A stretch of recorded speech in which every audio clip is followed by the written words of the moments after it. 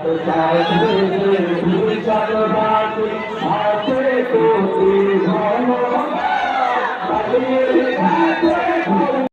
চেম্পারি মাঠে তারা স্বাগতিক দল হয়ে উঠছে এবং মাঠের উত্তর প্রান্তে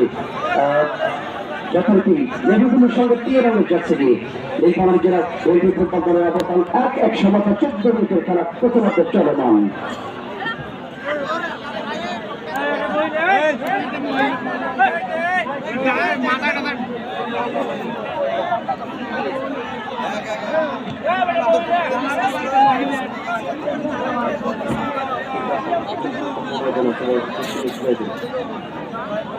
মতবার্তা বলতে চাইতে না বলতে না আপন সমতা সূচক গোলদাতা যিনি আজকের ম্যাচের লাইচার আবার সেই আপন ক্লাবের তরফে খেলবেন সদস্য 17 নম্বর জার্সি বল থেকে আবার সুজন সুজনকে হয়তো জয়পুর হাট থেকে সুজন